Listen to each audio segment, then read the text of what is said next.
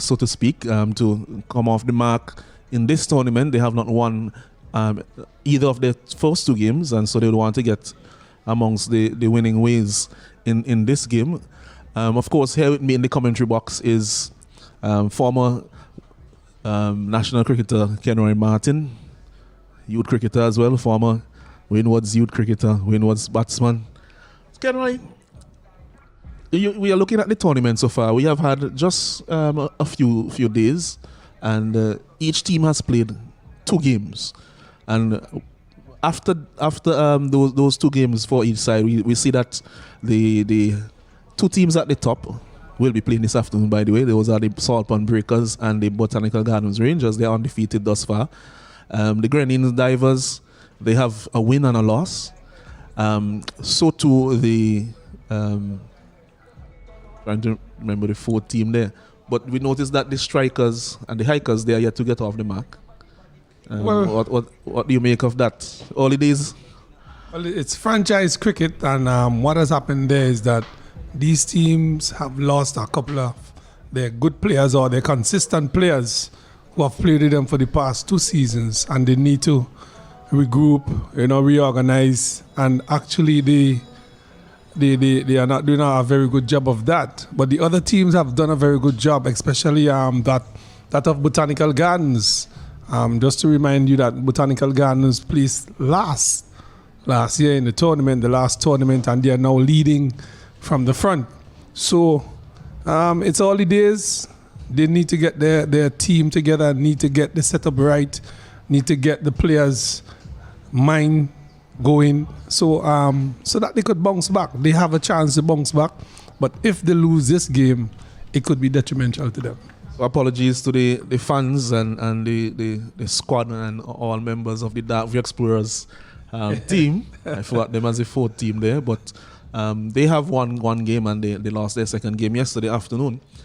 And as the umpires make their way out to the ground, one of the things that I was thinking about, and we mentioned it off air, is that out of all the VPL competitions that we have had up to this point, having been involved in all of the previous editions, I think that the teams are most closely matched in this one out of the 4.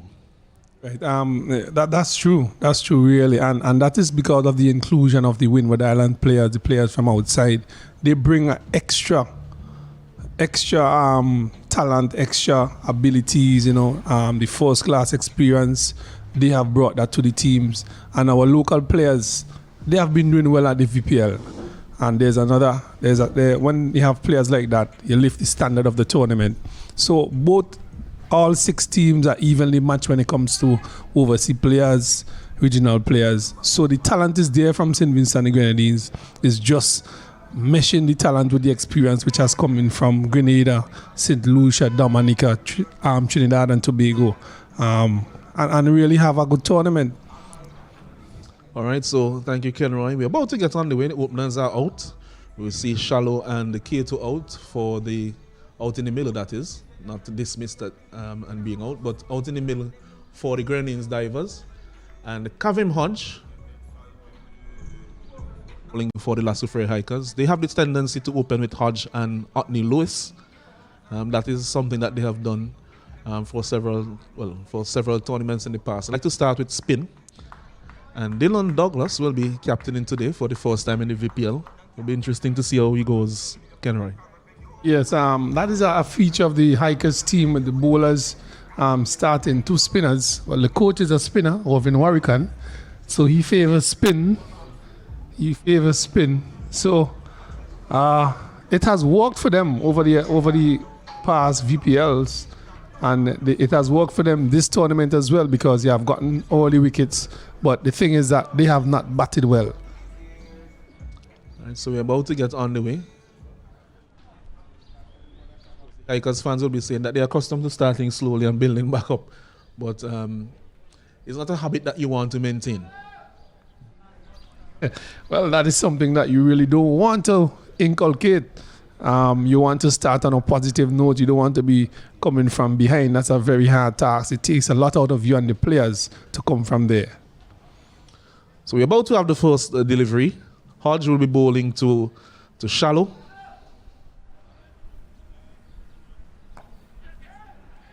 Quickish delivery, short, no turn.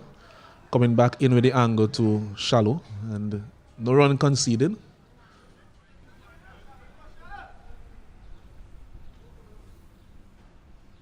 This one is short again, he cuts. Again, no turn, so it's coming to him all the time. They wouldn't want to give him too much width. Shallow is very good on the cut shot. Yes, he's extremely good on the outside. Playing the cut shot, the cover drive, he's extremely good at those shots. Ooh, this one is a quicker one. Appeal. I think they may be considering whether it hit the pad first. There was contact with both pad and bat. As we look at the replay here, see him looking for the cut shot.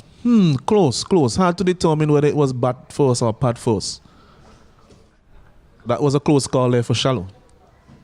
We don't have the privilege of the refall for the LBW.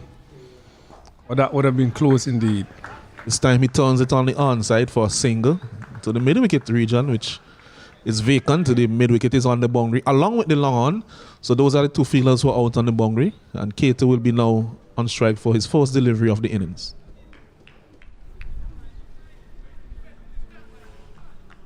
One of these batters really need to carry their hand into the depth of the overs if they are to have a very good score. Again, very good line there by Hodge and quick to feel off his own bowling. So a quiet start and a solid start here by Hodge, setting the pace for his team with the ball. Well, he has consistently been bowling well at the start of the innings and he continues to do that. This one is swept in the gap and it will challenge the boundary. It will go there for 4. So that's one was swept behind square. Nice shot by Cato. It had some pace on it. He didn't really make the optimum contact with that delivery, but the placement was good enough and the pace at which Hodge is bowling, that was always 4 runs. Yes, a really good shot there by Cato. There was pitch just on the leg stump and he just swizzled it wrong into the gap, runs off the outfield for Annisfield playing field, which is very quick. Once it beats the infield, it goes to the fence rather quickly. So not a very bad start here for the Grenadine divers. The two batters there, they are really due for some runs. And as I said before, one of these batters need to bat through the innings, anchor the innings, and give Grenadine divers a good score to defend. So it will be Anthony Lewis, as is the custom for the hikers. He'll be bowling from the Beckway end, the end that he usually operates from in the VPL. And the field more or less remains the same. There's a deep mid-wicket and a long on in place for shallow, will be on strike. The keeper is moving the long on a bit squarer.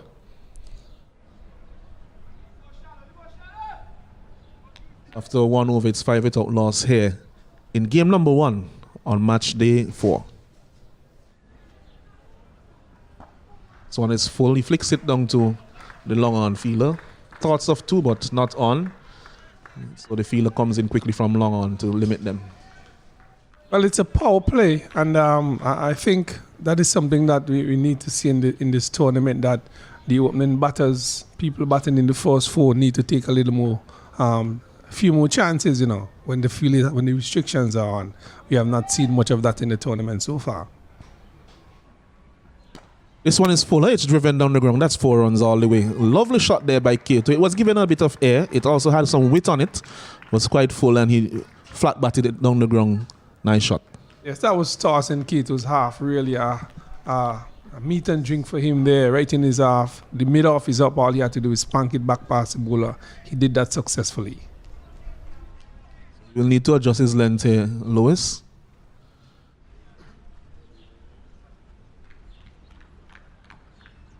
Some encouragement coming from his teammates.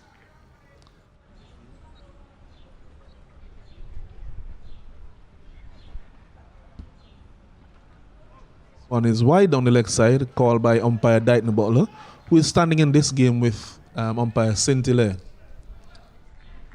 2 good seasoned umpire here in St. Vincent, the Grenadines. They have done this job on several occasions. And they are standing here today in the middle. The sun is hot and it's out in all its glory. Not the best place to be right now. And that one was cut away straight to point. You'll be disappointed with that. It was short. Didn't get the placement. Short again, looking to turn it onto the onside gently. Probably could have gone after that with more intent. There's no one out behind square on the leg side. Well, as a batter batting in the power play, you have to decide as to how you're going to get your runs from a particular bowler. I don't think that these batsmen have decided how they're going to get their runs.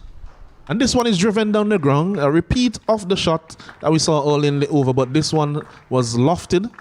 Again, a very firm hit there by Kato. Good shot down the ground for 4.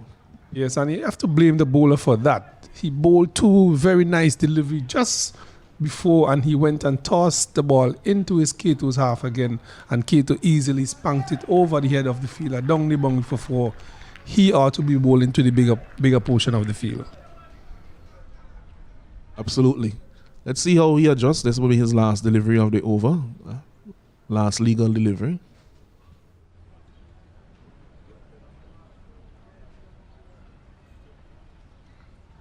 This one, Kato turns it on the onside in front of square. Single taken. No time for 2. And so at the end of the over, it is now 16 without loss after 2. 11 runs conceded in that over. Yes, better over there for the Grenadine divers. Kato looking like he's in a bit of form, striking the ball back past the bowler twice into the fence for 4. And as I said before, one of these batters need to take some risks, take their batting into the innings, set a solid foundation for persons like Skipper Asif, and we know the hard-hitting Joseph to come so that they could play their role pretty freely and really put a good score on the board. Absolutely. So Hodge will be finishing off his spell within the power play as he usually does. He remains the same, a long on in place and a deep mid wicket, as we see some views there from the drone. ITFX SVG.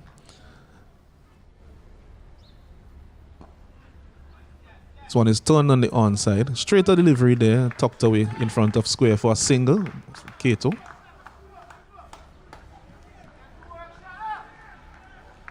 Here the Hikers team gene themselves up on the field.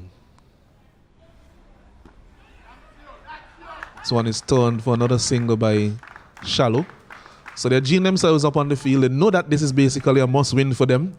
And they are making sure that they bring that energy this morning, Kenroy. Well, they have to bring the energy. If they don't bring it, they will be suffering their 3rd defeat.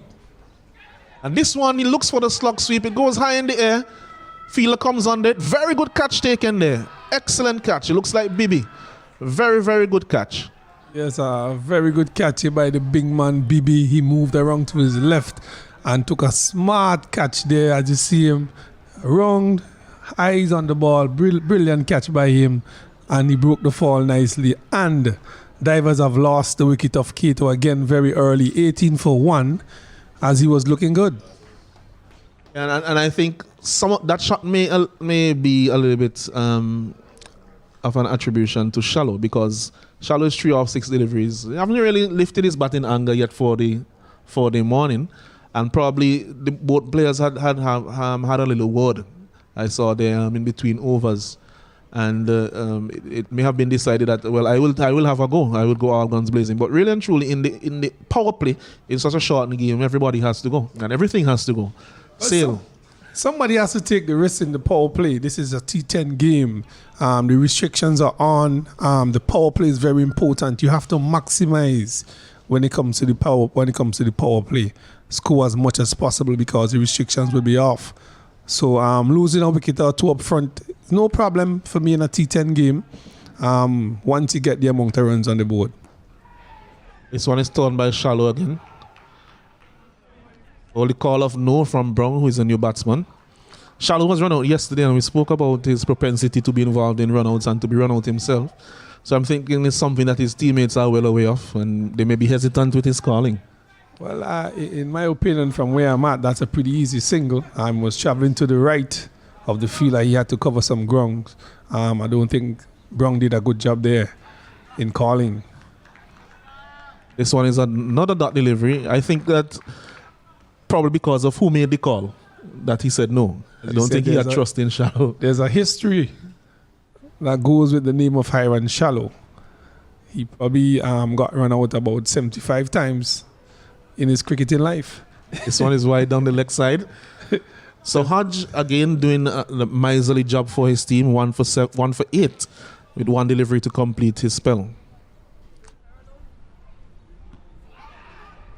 Beautiful leg before, but that one was angling down leg side. So at the end of 3 overs, it's 19 for 1. Tight start here in game number 7.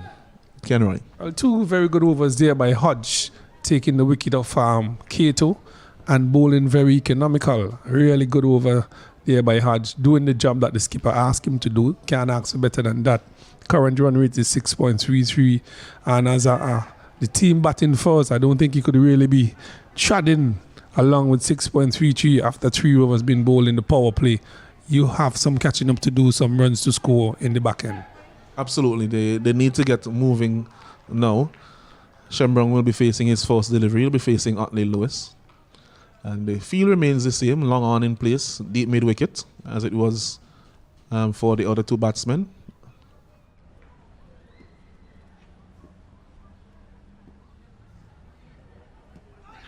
This one is beaten outside the off. Some quick single taken. And the throw comes, and the bowler, he doesn't gather. The throw came in on the bounce, quick throw, flat throw. And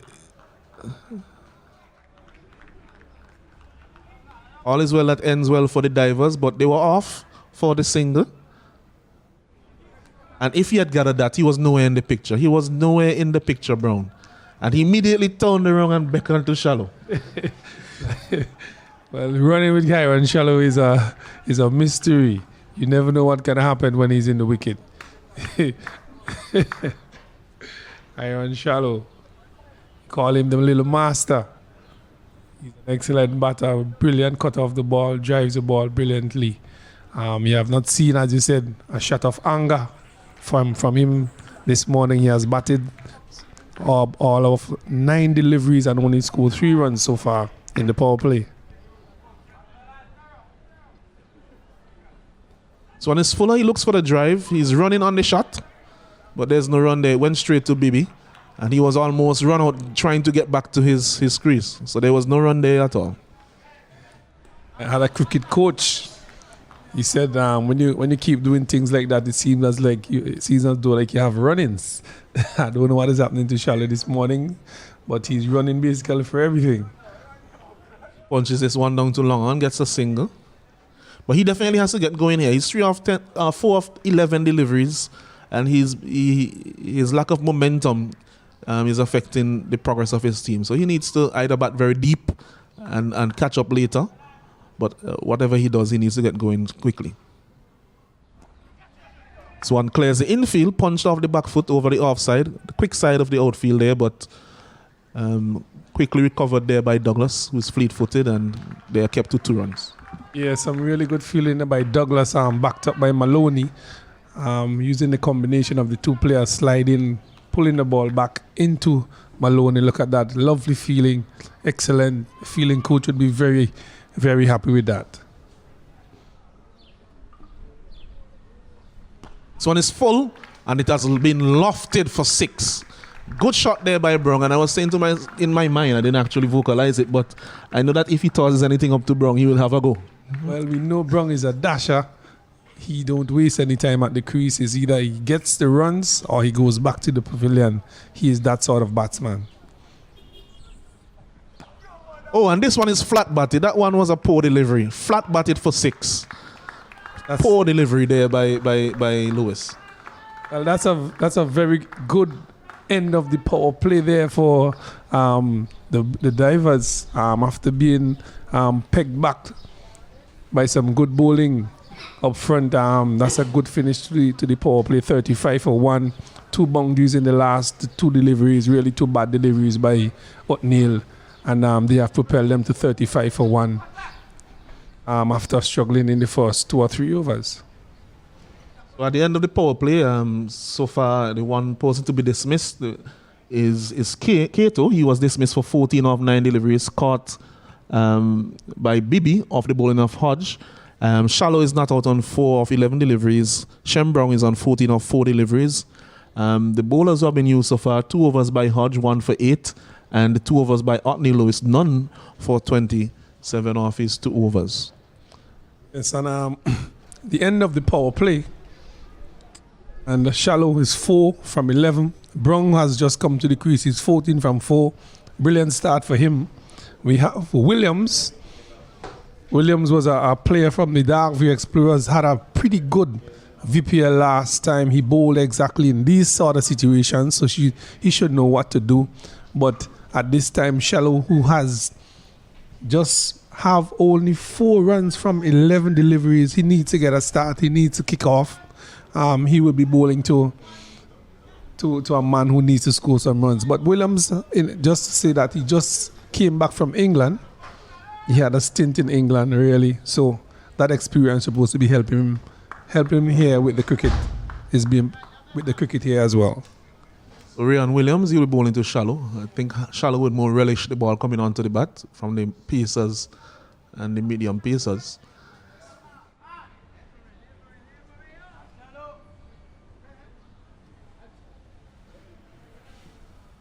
This one is wide outside the off stump, called by umpire Saint-Hilaire. So starts off with a wide Williams. The field is a deep third man, so third man is on the boundary. You have a point, field at extra cover. You have a sweeper cover, long off, long on, deep mid wicket, square leg and fine leg are in the circle.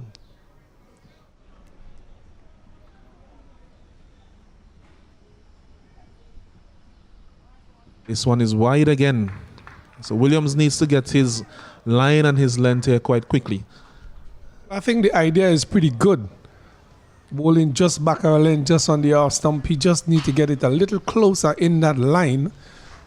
Because he has a third man, a backward point, short extra cover, a sweeper, long off. So he's looking to bowl the ball just back of the length on the off stump. It's just a little bit tat wide, and he's been called on 2 occasions.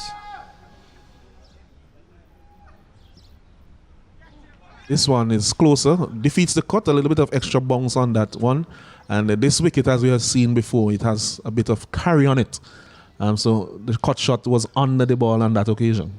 Yes, a little bit more effort there by Williams as you see the ball kicking off the wicket there, making some height over the bat of Hiram Shallow into the glove of Gideon Pope. That's a very good sign for the fast bowlers.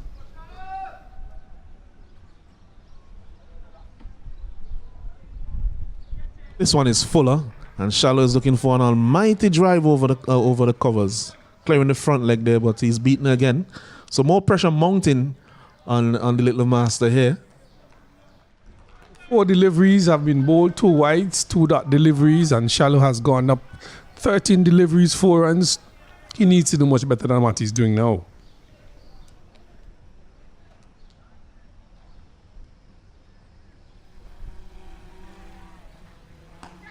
Goes for the pull, it's in the air, may fall short. No, that is Kevin Hodge. That's a magnificent catch by Hodge. He ran from out on the deep mid-wicket boundary to the edge of the 30-yard circle to take that catch. That's a brilliant catch. Yes, that's some fantastic work there by Kevin Hodge. He was in the deep mid-wicket area. The ball was falling just about mid-wicket, just in the circle, and he took an excellent catch.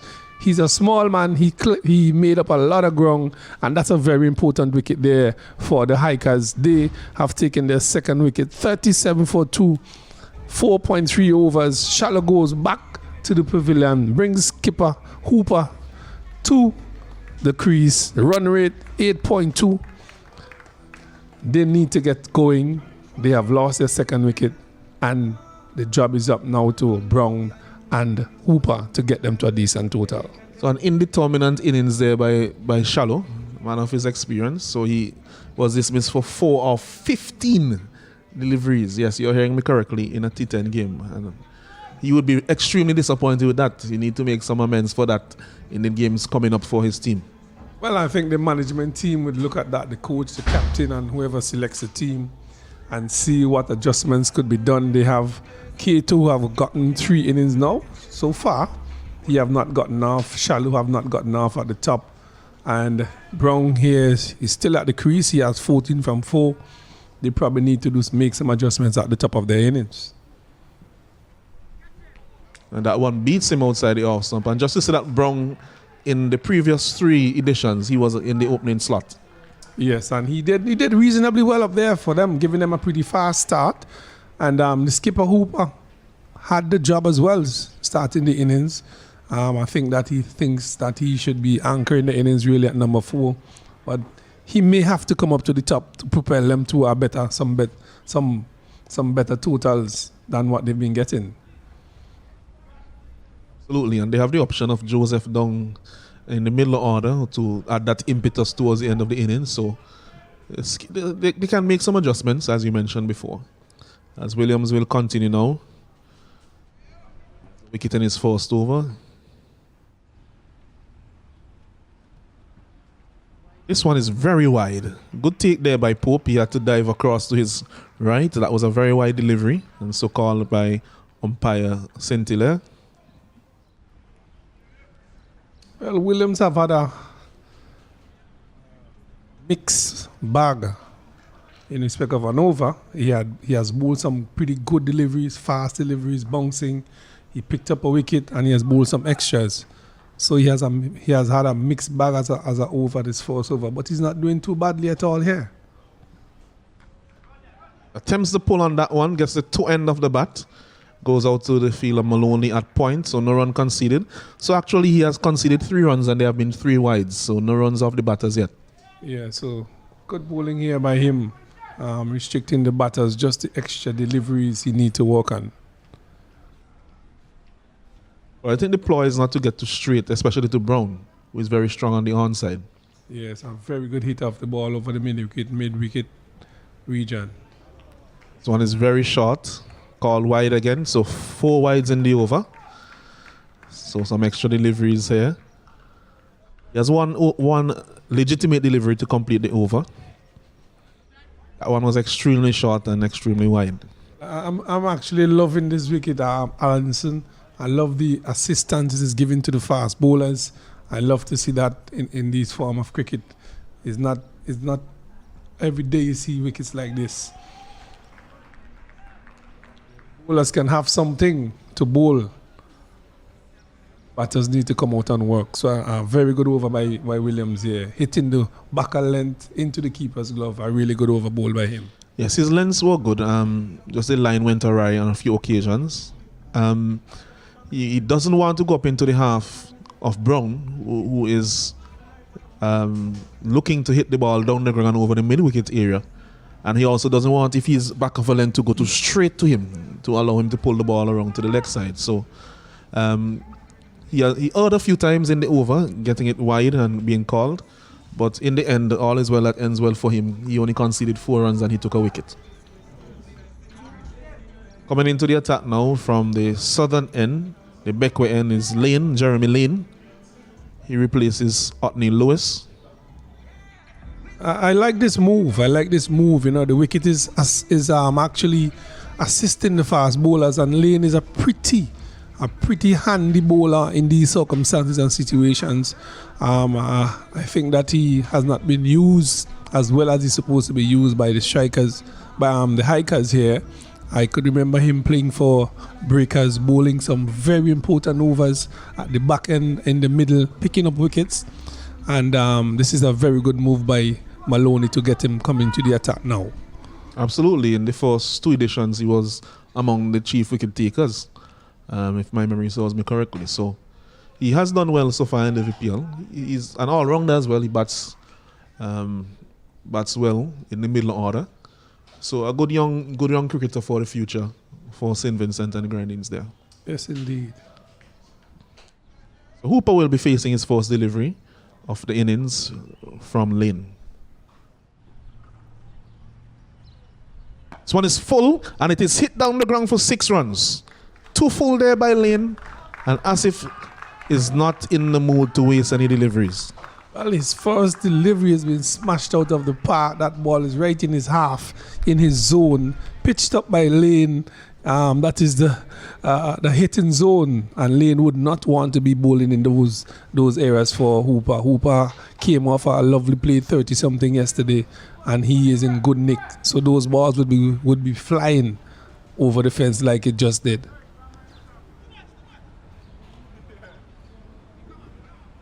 Changes being made to the field. Marshalling the troops. Sweeper cover. There's a long on. There's a deep mid wicket, a deep square leg. And the fine leg is in the circle. Bring off fielders on the offside. Mid off. Extra cover. Backward point. Good delivery. So he adjusts his length, and that's a very good delivery. Just back of a length.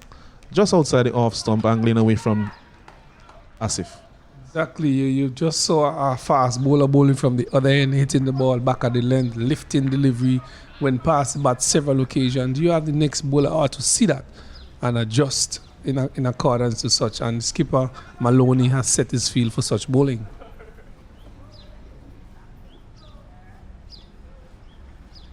It's full again, but this time not good contact made by Hooper. He got a single coming off the toe of the bat out to mid wicket. A good result for the Hikers on that occasion. Shenbrong will now be on strike, so field changes over for the right-handed batsman. Seems like there will be a mirror field where you'll have the 3 out on the onside. The long on, the deep mid wicket, and the deep backward square leg. Fine leg in the circle.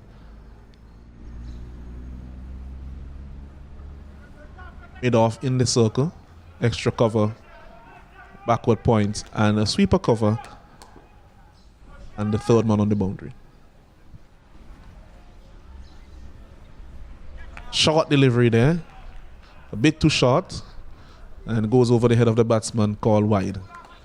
Well, the intention is clear here by the fast bowlers. They're going to bowl a ball into the wicket, and if the batters need to score, they need to play the cut shot or they have to pull. That is the message coming from the fast bowlers. Yes, indeed. Can make for exciting cricket display as well, if you have a few batsmen who are willing to take it on. This is true West Indian cricket being played here. That one has gone all the way. That one was a good contact made there by Brong. He knew what was coming. He saw the ploy, he saw the plan, and he was on the back foot waiting for that one, and it was close enough to him. Over square leg, 6 runs. Yeah, that was another short delivery into the body of Brong. He was waiting on it, and he slapped it over square leg, over the fence for 6. And that is the sort of shot you would have to be playing to score runs in this innings. As I said before, from the bowlers, they are bowling the ball short into the wicket. It is responding. So expect 1 or 2, but that's a reasonably good ploy by the skipper, but they just have to get it right here in this innings. Your lane replies.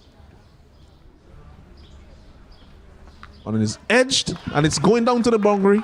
Another big swing there from Brown, and he's not taking a backward step. He's going after everything, and he's getting the results for his team at this point. Well, as they say, got.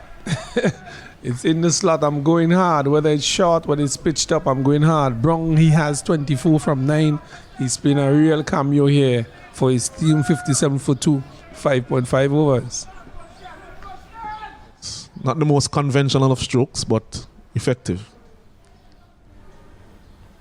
Pulls this one again, and this time it's top edge. Doesn't have enough on it to get it to the mid-wicket fielder. He survives on that occasion. But the ploy is clear from the bowlers. We're going into the pitch. The pitch is hard, has some pace. We're going to use that to our benefit. Well, the skipper has set the field for that. And the batsmen are responding. One ball have been pulled over square leg for 6. The others are falling short of feelers. So it's a pretty good ploy thus far. 58 for 2. 6 overs been bowled for another 4 overs remaining. They have in their armory Bibi, who's on the field, another fast bowler. Would they bring him into the attack, or they would give Williams another one, or bring the spinner? That's left to be seen. It seems as though I called it right.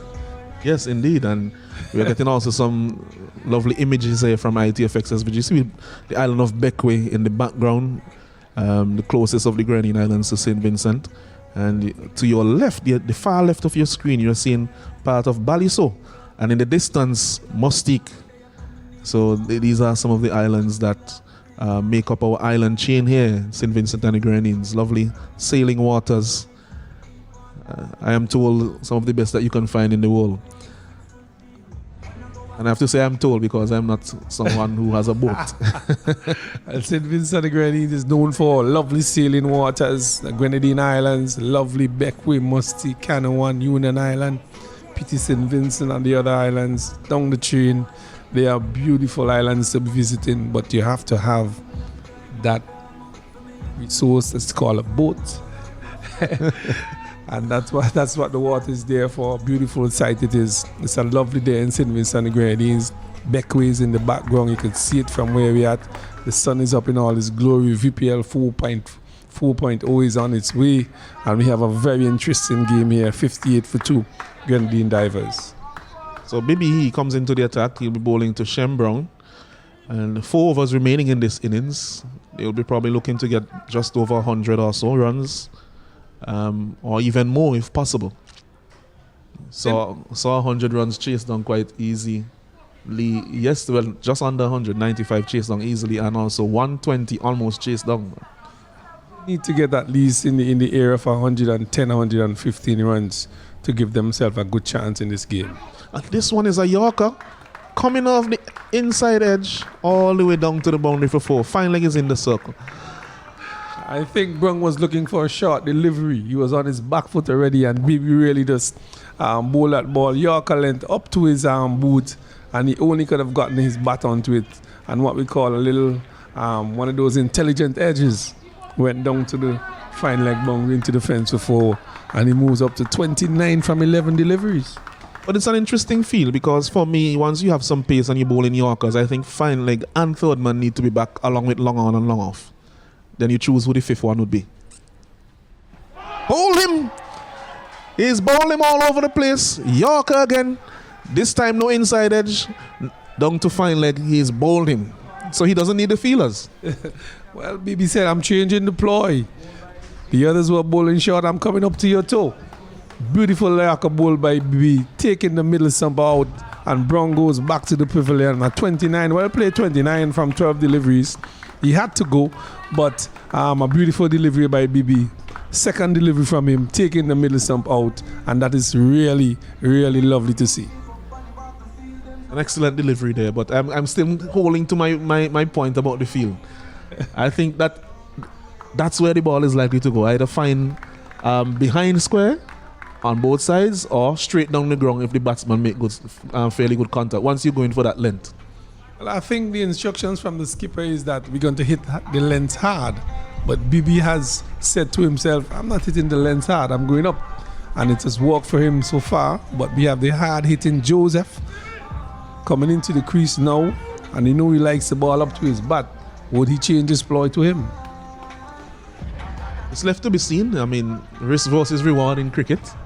Who knows, he might get another Yorker in and dismiss Joseph as well. And that will be a huge wicket for the hikers if they are able to do so at this point.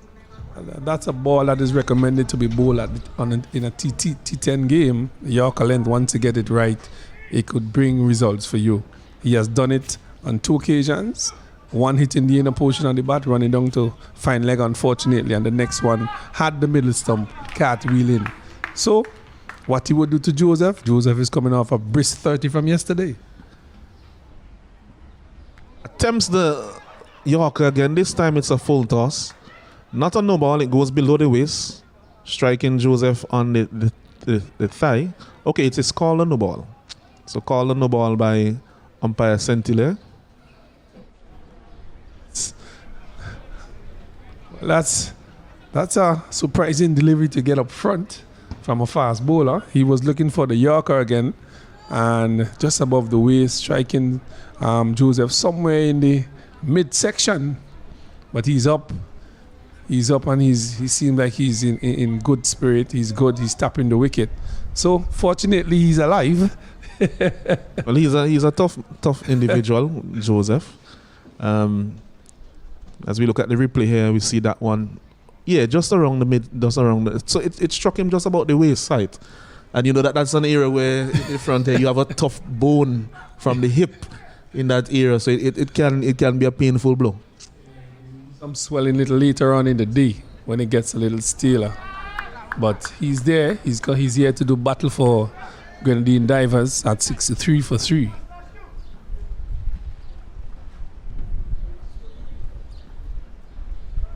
Another Yorker, well bowled. But this time Joseph gets bat on it, unlike what happened with Brown on 2 deliveries ago. And there is no run. So good execution so far by BB in this over. Well, he has used the Yorker very effectively thus far. 3 very good deliveries being bowled by BB. And restricting the batters, really picking up a wicket. And he has bowled 2 dot balls so far. 1 unfortunate, hitting the inner portion of the bat and going down to the fine leg boundary for 4. A good over thus far. 63 for 3 in the midst of the 7th over. BB to continue to Joseph. This time he's full, swatted down the ground.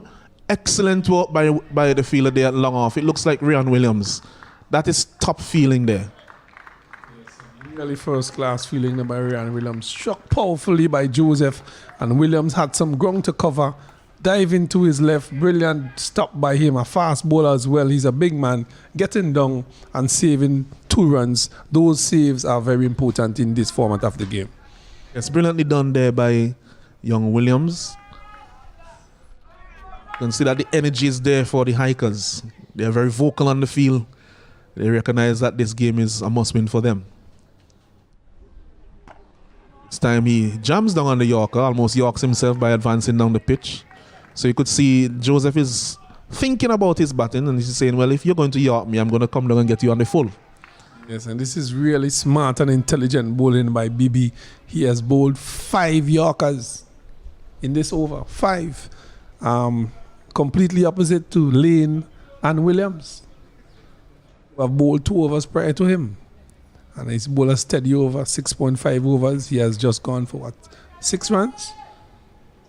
And the short ball ploy is always a risky one on a pitch that is this good. You see, if you have a pitch that is a bit up and down, then timing the horizontal shots is difficult. But this pitch is a very good pitch, admittedly. And so it's always a risk reward because a good contact by the batsman with a pitch that has a bit of life, good pace, that's going to fly. Well, Hooper, he is on 7 from 3. He has been watching from the non-strikers end for a pretty good long time. Skipper, he has his chance now to make an impact. BB with the ball in his last delivery to him.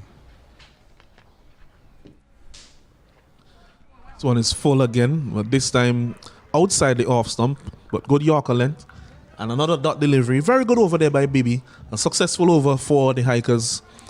And where they saw the back of the dangerous looking Shem Brown. Yes, the only batter who seems to have put some pressure on the bowlers for the Hikers this morning is Brown, but he went for a brisk 27. There's nobody else who have really looked like they want to score runs or they have gotten the timing or the pace of the wicket. All the batters have seemed to be struggling on this wicket, and the Soufriere Hikers have done a good job. 7 over 66 runs, 3 wickets. But the skipper Hooper is still there on 7 from 4 deliveries. They will be looking to make an impression here in the next 3 overs or so. So a change of ends for young Ryan Williams. He'll be bowling this time from the back end, the southern end. And he'll be bowling the 8th over. Joseph is on strike. The field remains the same with a deep square leg, deep mid wicket.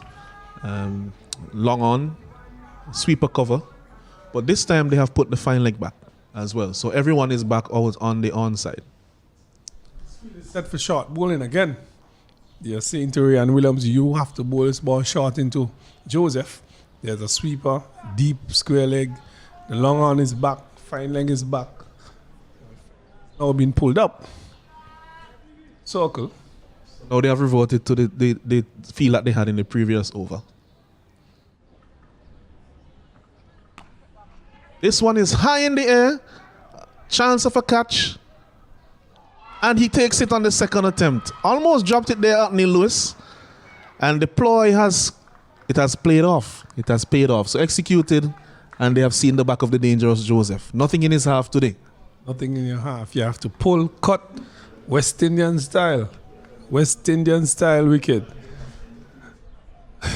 You have to pull or cut hook. These are the shots you have to play. And an excellent catch by Lewis, juggling it a little bit, but it went into his hands, and the score is now 66 for 4. These fast bowlers are doing the job for the Hikers. Absolutely. And judging by the way Joseph batted yesterday, I don't think many bowlers in the tournament will be giving him too many pitched up deliveries again. Well, he hits them a very long way, and once he connects, it would travel.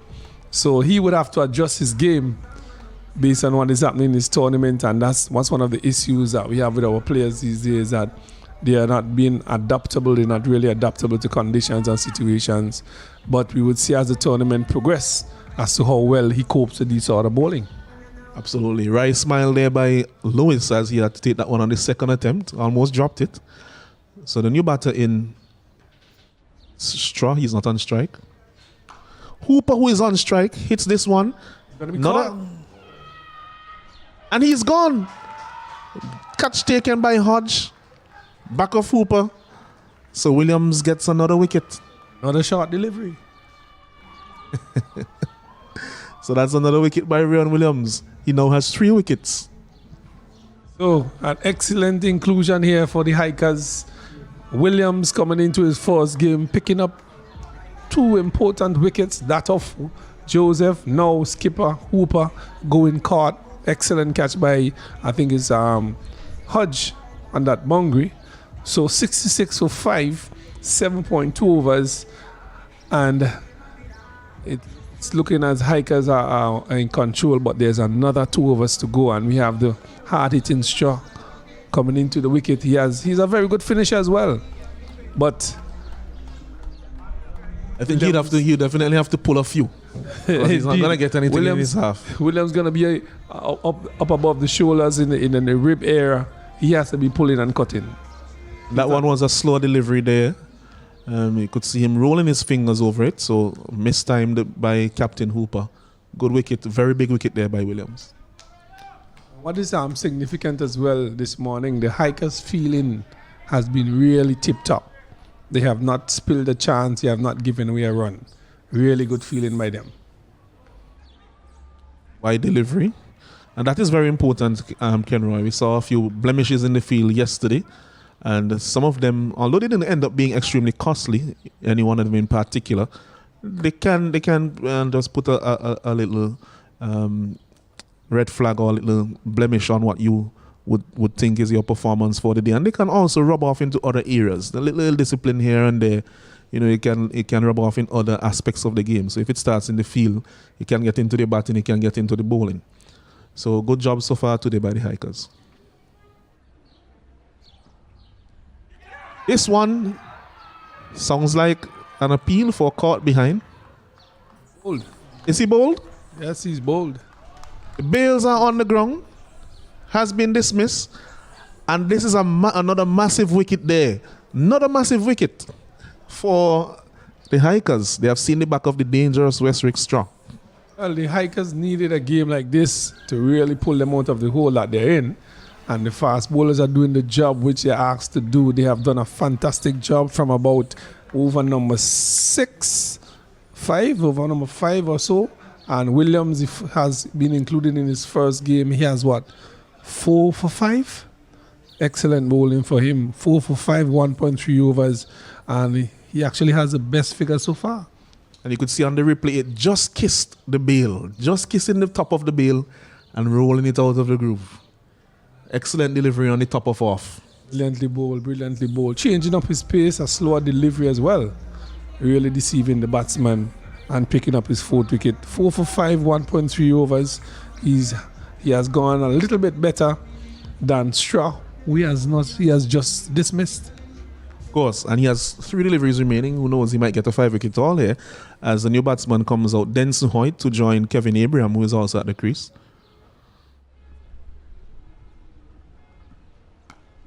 Punches it on the offside, gets off the mark, comfortably out to the sweeper cover. So he avoids the hat-trick. Yes. Yeah, so 68 for 6. Hoyt has joined Abraham. Abraham yet to face a ball. He's going to face his first ball in this innings. So a really good game here for Hikers. were facing the 8 ball, lost their first 2 games, are defending champions. They needed a game like this to pull themselves out of it, and they have done pretty well. So it's driven on the up to the field at point, single taken.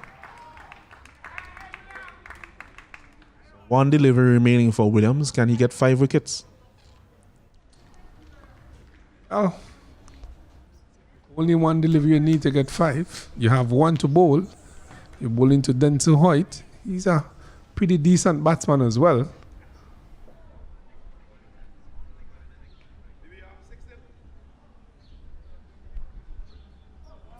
This one, he leaves a lifting delivery outside the off stump alone. With 6 wickets down, he's probably saying, well, no need to risk it. It's a good delivery. Let me see if we can last to the end of the 10th over. A really good spell here by Williams, coming in for his first game, had a stint in England, and coming into the Hikers team for the first time really in this tournament. He has picked up 4 wickets for 7 runs from his 2 overs. And in those 7 runs, I think he bowled about 5 extra deliveries, which are wide. So a really good bowling performance here by Williams, something that the Hikers needed. And he has turned the game basically upside down since he has come into the attack. At one point, the Grenadines divers looked like they were mounting a bit of a recovery and getting their run rate up after the slow start. But since the introduction of Williams, he has pegged them back significantly. In his 2 spells, he has bowled 2 single over spells, and BB as well will continue. This one is driven inside out. Nice looking shot, but not well timed by Abraham. They're coming back for 2, and 2 runs taken there by Abraham. Nice looking shot, not fully timed, but a nice shot inside out over cover there. Yes, a nice shot by Abraham. Really, just pitched up and he just lifted over the infield. 2 bounce to the field on the sweeper boundary. Picked up 2 runs, 2 needed runs as well. They need to score as much as possible from these next 11 legitimate deliveries here. But these fast bowlers are doing an excellent job for the Hikers. They continue to bowl well.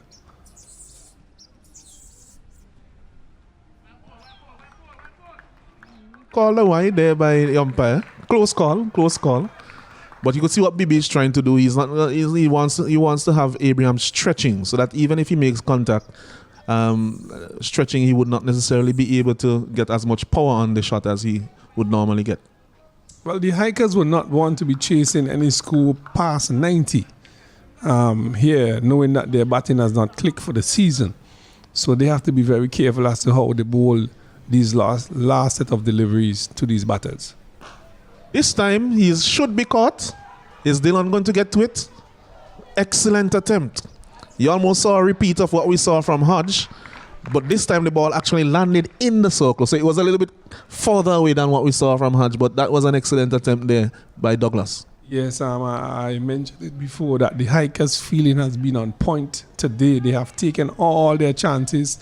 They have saved 2-3 runs in around the boundary. Excellent diving stops, brilliant save. And you see it continue here by Douglas, who is actually the captain for today.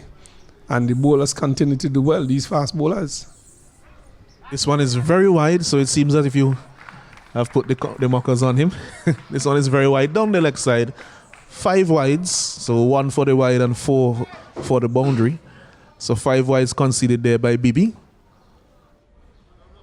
The Hikers really can't let up here. They can't let up here. They can't be giving away any extra runs to the Divers team. They are now 74 for 6. Another 1.4 overs to be bowled. They need to be tighter than this, knowing, as I said before, the batting lineup has not clicked. They can't be chasing any big totals. This one is cut, goes down to third man, over the rope for 6. He got a lot on that one, did Abraham. He opened the face as he cut, so he was always going up and over. And it seems as if they have gotten a bit of momentum here now, the Grenadines divers. Well, Hikers have to be careful out there in this game. They have to be careful, these bowlers. But Grenadine divers are fighting back. They are now 85 for 6. 85 for 6. They are putting themselves in a little better position than they were a couple of overs ago. And Abraham, we have known to score some quick runs at the back end. He normally bats at the top. Unfortunately, he bat lower this time, but it's paying off here for the Hikers from the Grenadine Divers today. It's full delivery, beating him outside the off stump. You see the disappointment there. He thought that one was there for the drive. Indeed, it was. So dot delivery by Bibi. Expensive over so far after a very good first over from him. Well, he has 1 for 24. 1 for 24. He bowled a very good first over from the bottom end. No, from this end, sorry.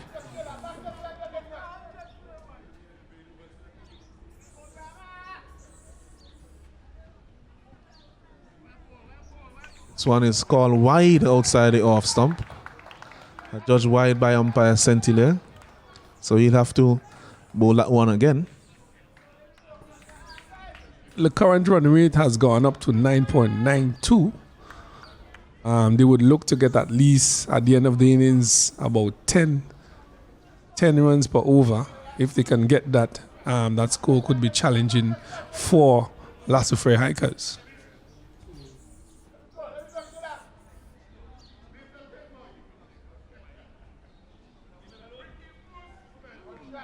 This one is beating him outside the off stump.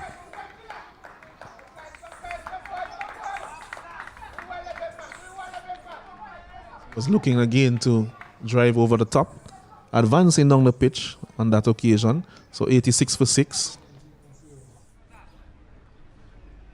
Has gone for 17 runs so far, by far the most expensive over of the innings up to this point.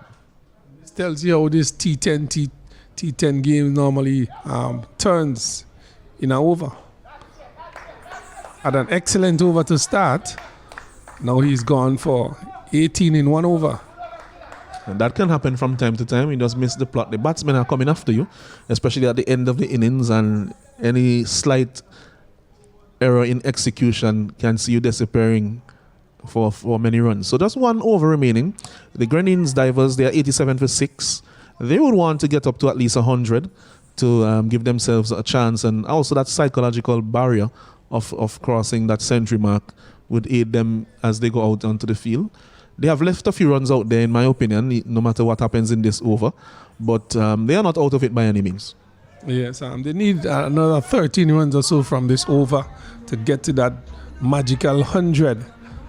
We see Lane is with the ball in his hand, the 19 coming off from his first over, but the skipper decided to go with him.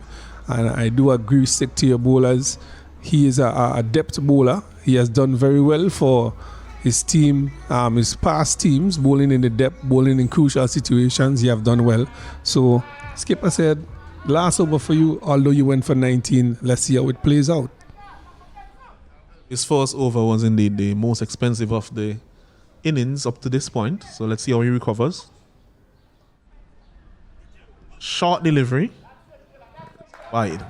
Short delivery, wide, called by umpire Butler. Trying to con the umpire, as is usually the case, by an appeal for catch. But well, he has long on, deep mid-wicket, deep square leg, fine leg. Yeah. Third man up, backward point, short, cover, and mid-off. So that tells you that he's going to be bowling into the body of the batters. this one, he's rolling the wrist over it, gets it down to fine leg, single taken. So that seems to be the ploy for the last over here. Nothing is going to be in your half. Abraham, who likes to go on the drive, so you're not going to get anything to drive unless you rent a car. You have to call Ben's Rental to get that today, says Lane. I would not be coming up there. You need to be taking it out of the rib, shoulder. This one is down leg side, so it was not too short, but just the angle, taking it too far down the leg side. So wide it there by umpire Dighton Butler. Well, it's a pretty tall order to be bowling 6 short deliveries in this sort of weather. The wicket is good, as we could see. It's carrying nicely to the keeper. So Lane has decided that he's going to be short to Hoyt or to any batter. But it's a pretty difficult task to be bowling 6 short deliveries in an over. But he has chosen to do so. This time he looks to go over long on. Challenge for the fielder to get there because it was mistimed. But swiftly in is Captain Douglas from long on. And single is conceded. Yes, you could see some Douglas really coming in hard there. Very, very good fielder he is. Quick on the outfield, quick around the field. He's an excellent fielder. And Hikers have done a really good job in the field here today. They have saved a lot of runs. They have attacked the ball. They have taken all their chances. This one is whipped on the onside by Abraham. Call for 2, but 2 would be suicidal in here. Slight fumble by the keeper, but no overthrow. 92 for 6. The Hikers would settle for that. Run a ball, they would settle for that in this, the last over. So we see a little change of ploy here by Lane. He's not bowling that short. He's coming just a little further up with his deliveries. This time a little fuller. This one is squatting off the outside edge out to the field at the sweeper. And they're trying for 2. Oh, and it's not gathered by the keeper. That would have been a very close call for Hoyt. That would have been a very close call for Hoyt there.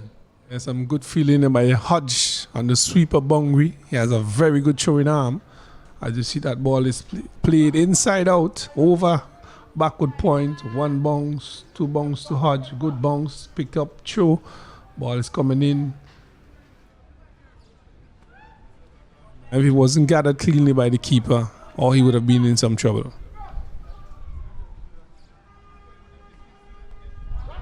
This time he looks for the pull. He's struck on the body, but they complete the extra. Is it? No signal there by umpire Butler, so no extra call. Oh, it is feeling a little bit of pain there. Somewhere in the midsection, that ball wrapped him. Lean into the turf, into the body, striking him somewhere around the midsection. And I said there will be some bruises somewhere around his body for later on. So this is the final ball of the innings. He's pulling this one. Is Abraham missed time? They will search for 2. No, they don't. Quick return in there from Small.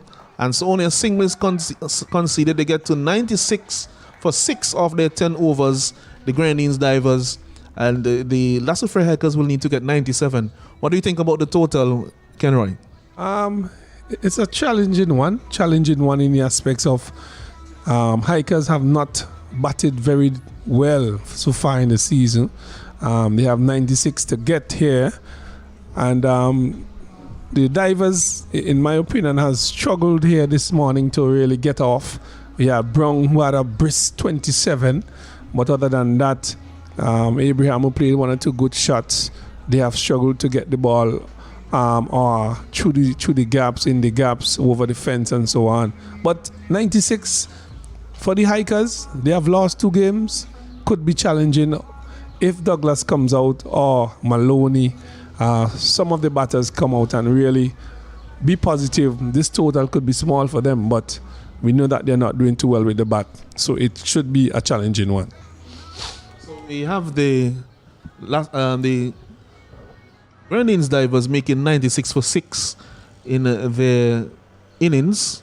We saw a partnership between Iron Shallow and also Roland Cato. Shallow was dismissed for 4 of 14 deliveries. Bowl Williams caught Hodge. Cato was dismissed, caught Bibi. Splendid catch. And also Hodge's catch was another splendid catch as well. 14 of 9 deliveries. Shembrong was bowled Bibi spectacularly. Yorked all over the place. Asif Hooper was caught by Kavim Hodge as well, off the bowling of Ryan Williams. Otney Lewis took the catch off the batting of Imran Joseph, bowled Ryan Williams. Reswick Straw, a bail nipper. He was bowled by Ryan Williams. And the not-out batsmen were Kevin Abraham, 15 of 10 deliveries, and Denson Hoyt, 5 of 5 deliveries. Bowling for the Bowling for the Soufriere Hikers, we saw Kavim Hodge, 2 overs, 1 for 8. A very good spell. Tight, miserly spell. Otney Lewis, 2 overs, none for 27. Jeremy Lane, 2 overs, none for 28. Bibi, 2 overs, 1 for 25. But the pick of the bowlers, look at that. Ryan Williams, 2 overs, 4 for 7. The best figures of the VPL so far in edition number 4. So as we build the vibe, we're going to take a short break and we'll come back with the chase. The Soufriere Hikers will be in pursuit of 97 runs for victory.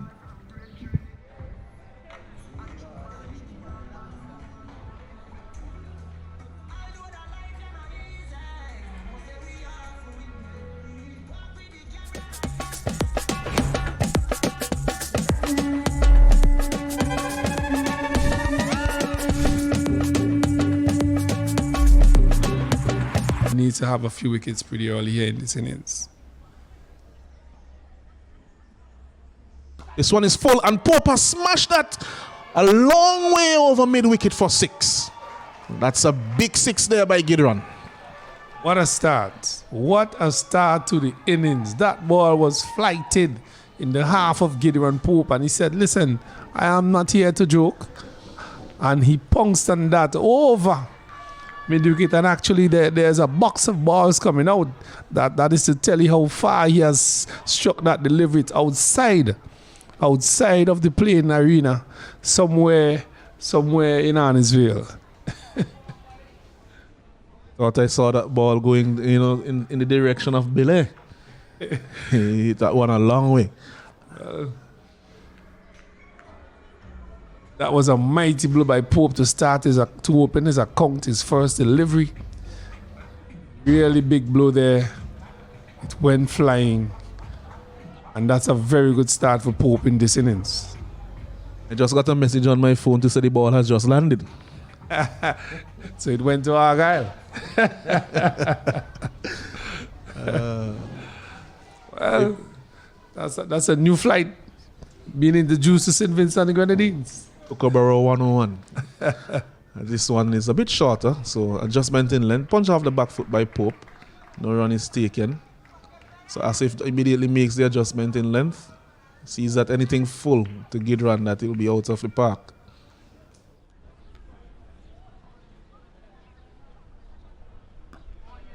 It's time they go for a quick single. Successfully and safely taken in the end.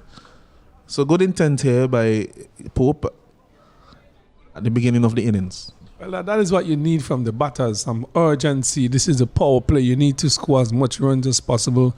Limit the dot balls, run hard, hit the bad balls into the fence, take your chances. You're chasing 96. You need to get a good start, and this is what they have done so far. They have batted 3 deliveries here, 7 runs. It's a very good start for them. Oh, and this one very close to being bowled. It was back of a length. And there was Maloney looking to punch it on the offside. It was beaten. Came in with the arm. Good delivery there by Hooper. Too close to play that shot, really. It was pitch on the middle stump and he came in with the arm. Hooper is bowling around the wicket. Went through Maloney and past wicket keeper shallow. They picked up a bye and moved the total up to 8. This one again is full. It's high in the air. Out. Denson White is on it. A good fielder and he takes it. The big wicket of Gideon Pope. And look at the celebration there from Asif Hooper. Can he G his team up to defend this small target? Well, just what they wanted. The big scalp. Gideon Pope goes back after smashing a mighty 6 over middle long on. They have taken their first wicket. 8 for 1. And this game is in the balance at this time. The big wicket of Gideon Pope, he's back, but in comes the ever-aggressive, talented Dylan Douglas. Douglas is playing as captain today, and he's batting with his former captain. And these two, as the senior players in the team, they would want to make an impact and guide their team home to victory today. Well, just to remind you, his last 2 innings are 2 ducks, so he would be under some pressure. Dylan Douglas, I know he's a free-flowing batter, but In the life of a cricketer, 2 ducks, you have to be careful for the next one, a hatchet of ducks. So Maloney would be on strike. He has not gotten off yet for the tournament as well. And one of these players need to get off here for the Hikers if they are to get this 96 runs on the board.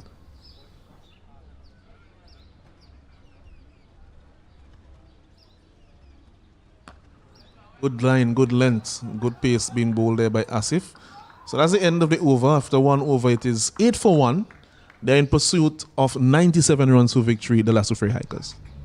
Well, a good start there for the divers. Getting a big scalp of Gidran Pope. And a very steady over by skipper. He needs now somebody to back him up from the other end, probably getting a wicket or 2. Who would it be? I'm not sure. The ball has been tossed to Abraham. He does a good job from the start as well. Yes, it would be him. So they're looking to get the spinners in here with this new ball again, trying to create some pressure on this Hikers team who have not been batting too well for this tournament so far. Yes, but these two, they each need a long innings, and I think that if they both bat and face quite a few deliveries today, that it would augur well for their team in the rest of the tournament. The divers will have other ideas after their win yesterday and after the celebrations you saw after that first wicket. They will be fully in tuned and trying to upset the defending champions here this afternoon.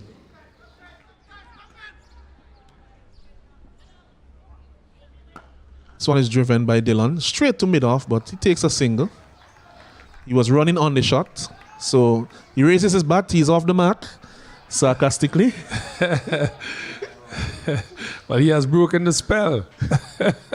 He has scored of his first delivery, which is he should be very pleased with that. Very pleased with that. That brings Maloney on strike. And this one is caught. He's dropped it.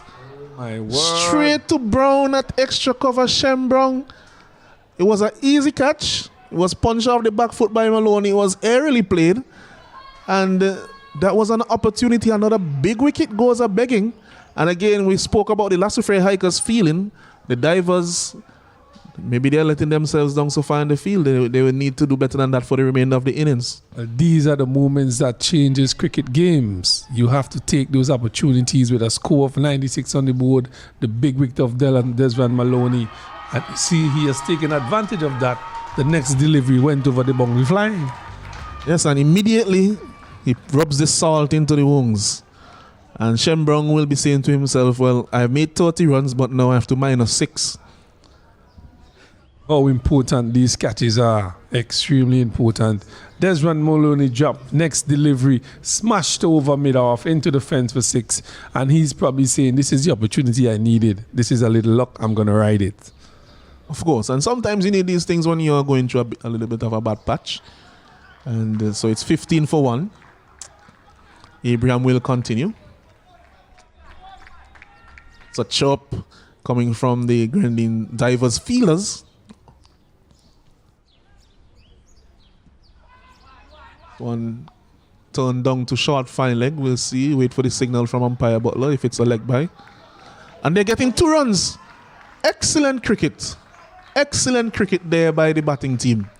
And sloppy cricket there by the divers. They need to pick themselves up here. They are defending a relatively small total in the context of what we have seen from this pitch. And they can't be giving away these extra runs and, of course, the additional chances to the batsmen. Yes, some careless work there by the wicket keeper. He should have gathered that delivery. So one is left alone outside the off stump. Back of a length there by Abraham, adjusting his length and his line.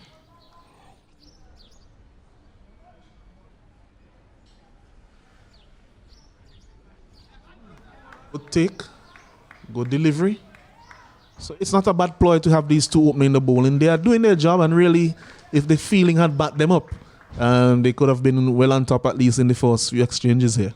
These are the things that makes a difference in a game. You have just about 97 runs to defend, and being given an opportunity like that to dismiss a batter like Desmond Maloney in your second over, and it's been spilled, tells me that you're not mentally ready. You don't want this game. The fielders have to be ready. they have to be geared up. They have to be ready to go to defend everything. You have to throw yourself around, save the boundaries, and take the opportunities, or you're going to put yourself into a deep hole. And with these two batsmen, Maloney and Douglas, you have to take the chances. If you don't, you're going to pay. You're going to pay a heavy price. Absolutely, and we see there's a change in the bowling. Joseph is going to come into the bowling. Imran Joseph. We saw him bowling on this pitch yesterday, getting good carry, good pace, good deliveries. So he'll be bowling now to Douglas, who, as we saw, raised his bat when he came off the mat because in his previous 2 innings, he was unable to score. Well, there are several things he could have done here.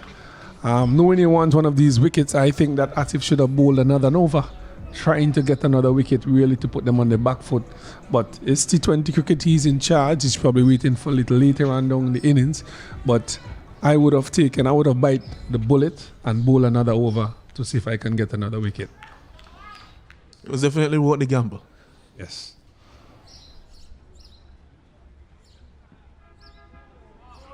Another short delivery there by Joseph. Seemed to bowl that one well within himself, but still getting good lift. Yes, the wicket is really good. Let me commend the groundsmen for preparing some really nice pitches. The fast bowlers are enjoying themselves. Just off a length, that one took off, went over the shoulder of Douglas and went into the gloves of Hiram Shallow, just about chest height. So the carry is really good. Very good wicket for cricket. Another short delivery again. This one a little bit quicker than the first one. Wait for the signal. This one now is 1 for the over now. 1 short ball for the over. The other one was not as high. So that one over shoulder height. 1 for the over. And what is obvious here is that he's bowling short. There's no protection on the onside. There's a sweeper. There's a backward point. So I'm not too sure of the ploy here. A miss pull gone over the square leg boundary into the boundary for 4. There's no protection there. So I'm not seeing he bowl into the plan. Just said it.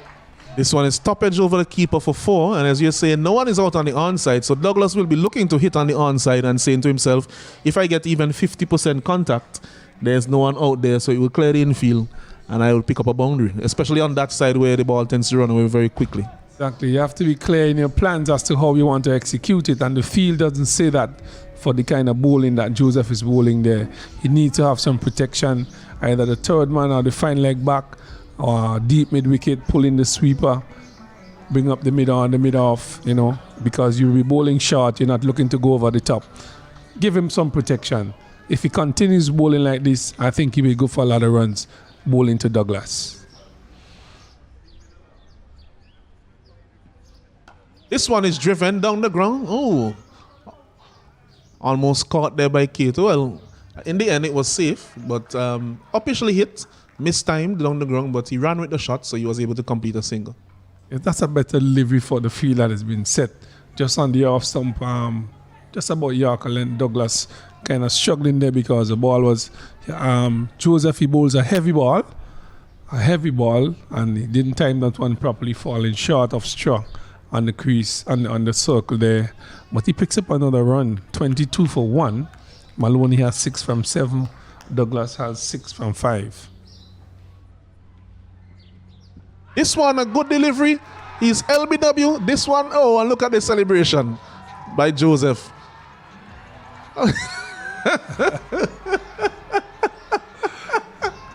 Interesting celebration here. I don't want to comment too much on that one, Kenroy. Well, something out of the ordinary. A beautiful, beautiful celebration. I don't know what he meant by that.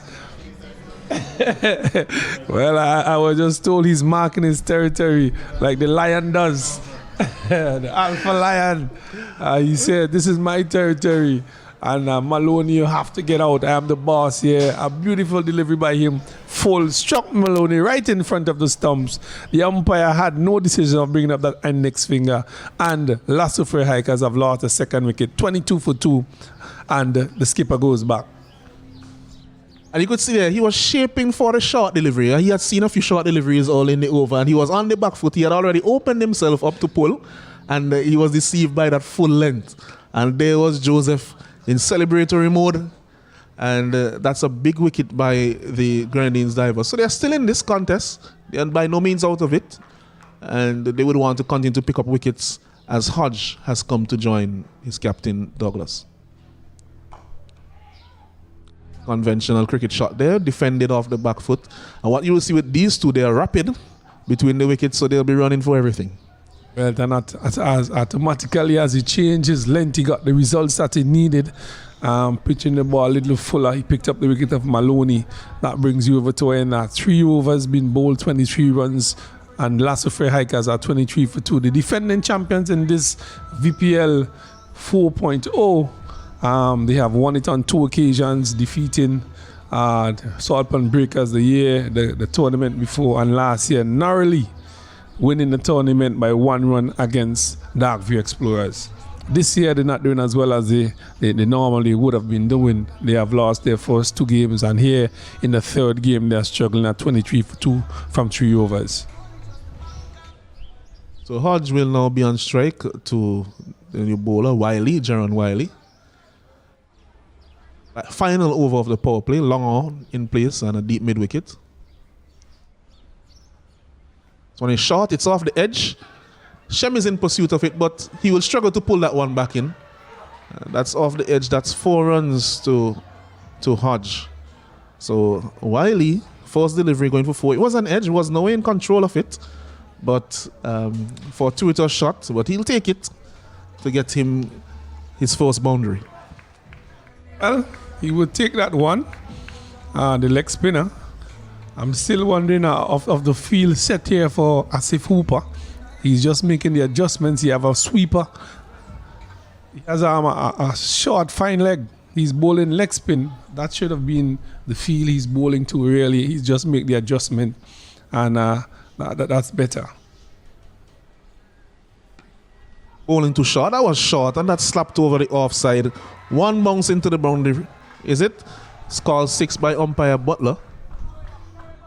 Well, just by observation, you're going to bowl that length outside your stump. You need to have 2 pursuits. You have 3 pursuits, backward pointer, a short extra cover, and still you have a deep mid wicket. That is for a bad delivery, a long on.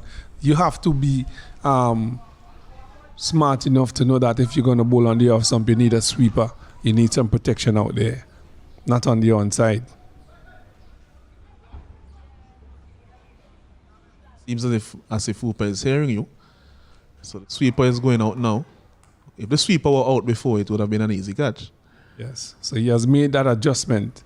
You have to have your plan and set it properly. Now and this time the mid-wicket comes in, and this one is hit over mid-wicket for 6 by Hodge. And so he, as we mentioned in the build-up to this game, you'd want to stamp his class as a Windward's captain, coming down at a lower level to play cricket.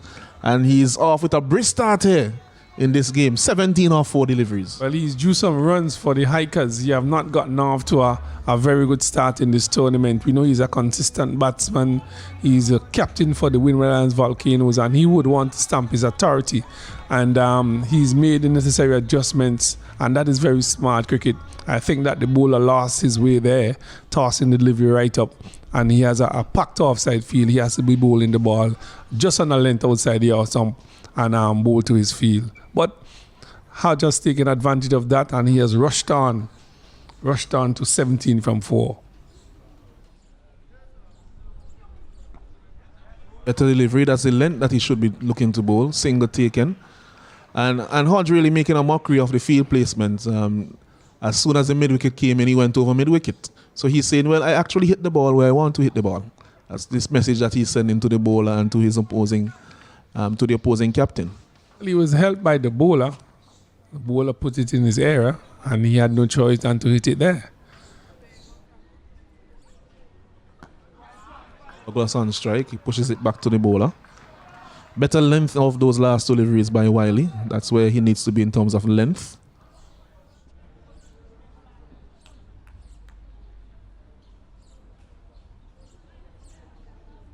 This time he scoops it down. We'll get a couple runs. Goes down to fine leg. The little lap sweep. He was done quite early. Seemed to have premeditated it, but it came in the area that he wanted it, and he got 2 runs. Well, the power play have been completed. They are 42 for 2. Current run rate 10.50, required run rate 9.17. So the batsman dismissed Pope. He was caught by Denson Hoyt looking to repeat a shot that he got away in the first over off the bowling of Asif Hooper for 7 or 4 deliveries.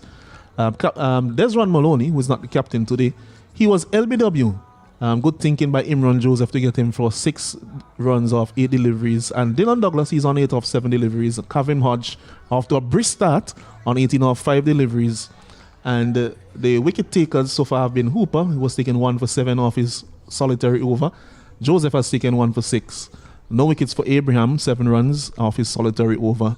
And Wiley has conceded 19 off his first over, as Hooper comes back into the bowling. Bowling to Kafem Hodge.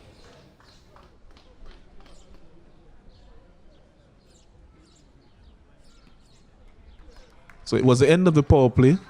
Kenroy, the field has now been spread. So there's a deep square leg, a deep mid wicket, long on, long off, and a sweeper cover in place. Just to mention, at the end of the power play, Divers, they were 35 for 1. 35 for 1. And Hikers, they are 40. They had 42. 42 for 2. Difference there. Raxi Brown was trying to cut that one off, as we saw that cut shot being executed there by Hodge. Short and wide by Hooper and duly dealt with. Well placed. Away for 4 runs by Kevin Hodge. This time he's advancing down the wicket, but it goes straight out to the man at the sweeper cover. In for 2 runs, and that is what they will. These two will do that to the fielders. They are very quick, and they will always be looking for every extra run that they can get. Some good running, attacking, batting as well. They need a partnership here between these two. They are 2 senior players, and they're running hard. They are striking the ball pretty nicely. This one goes down the ground flat, but straight to the man at long off. Single taken by Douglas.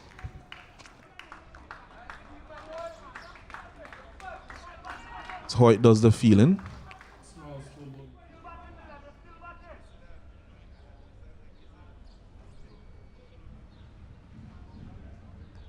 This one is wide. Too wide there by Captain Asif Hooper. He has 2 deliveries left in his spell. But being put under a bit of pressure, we saw Hodge using his feet previously in the over. This time he goes for the swat across the line, and it lands in no man's land. It lands in no man's land. Should the keeper have gone for it? Seemed like if it was a bit closer to the keeper than to Asif. Asif wanted it. And it lands in no man's land off that top edge. Well, indecisions there by wicketkeeper and bowler. He could have gotten himself another wicket, but no one decided that they wanted it. The keeper was the closest for me. I would have allowed him to get it, but Asif decided he wanted it. It fell short. Another single to the total. It's 50 now for 2. Hikers replying to Grenadine Divers. 96. They need to get 97 to win this game. They are 50 for 2. Now 51 for 2.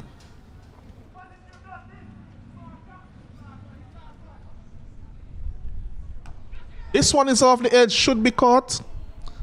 And that was what Asif was looking for all the time. Keeping it away from the batsman so that if he has to go at it, then he would have to stretch. And he got the wicket of Douglas, who has been dismissed for 9 of 9 deliveries. Well, this is not very smart cricket by Douglas. Really not smart cricket. Asif Hooper is looking for a wicket.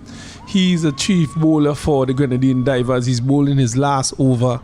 It's just about the last delivery he was bowling, and he perished. Really not smart cricket there by Douglas. Have put his team in some trouble here at 51 for 3. 5 overs completed. We are halfway through the second half of this game, and they need another. The target is 97. We have Thomas entering the wicket. Hodge is on 24 from 9. He looks good. But Thomas is a fair striker of the ball as well. They need to put together a little partnership here to carry them to at least 8-9 overs, and then they could launch from there on. So, partnership of 29 from 13 deliveries. That was between Hodge and Douglas just a while ago. Douglas perished, and the last delivery from Hooper. Hooper has bowled 2 overs. He has picked up 2 wickets. Now the dangerous straw has taken the ball. He had 4 for 7 yesterday. Excellent bowling. Need another 46 runs from 30 deliveries. Really, in this context of the game, that should be easy pickings. But they have lost the wicket of Douglas just a while ago. But Hodge need to bat through this innings if they are to get to that 97. Slow delivery there, defeating Hodge. So good delivery by Straw. And his overs will be crucial to the fate and the destiny of this game. Yes, indeed. He's in form bowler. He needs to bowl tightly and at least get a wicket or 2 here and set the Hikers back little further, even further than they are here now.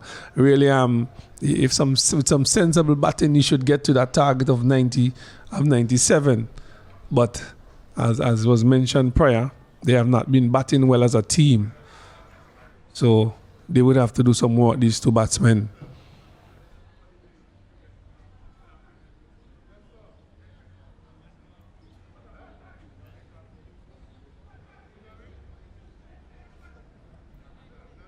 Changes being made to the field. Deep square leg, deep mid wicket, long on in place.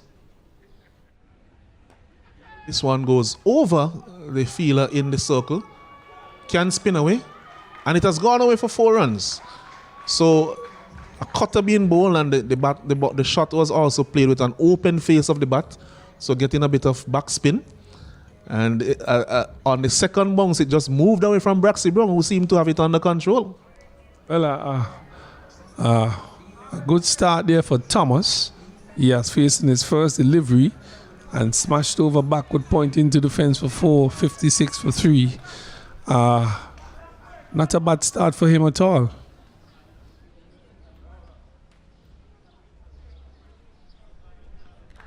Good delivery there by Straw. On-pace delivery this time, not one of the slower ones.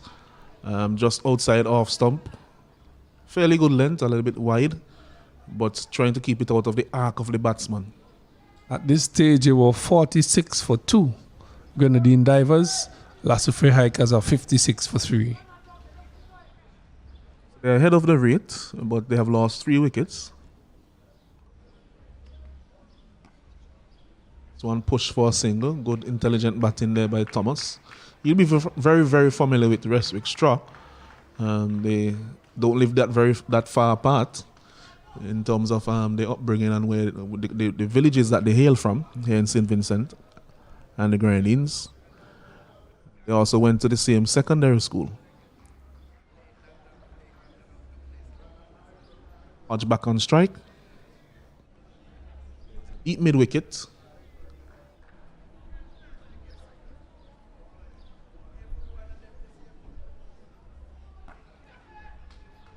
That's actually well placed by Hodge. There's no square leg. And an interesting field, strange field placement there. And with Westwick Straw bowling a little bit of a back of a length, slower delivery, you would expect that you would need both mid-wicket and a deep square leg for the right-hander, because those slow deliveries are off-cutters.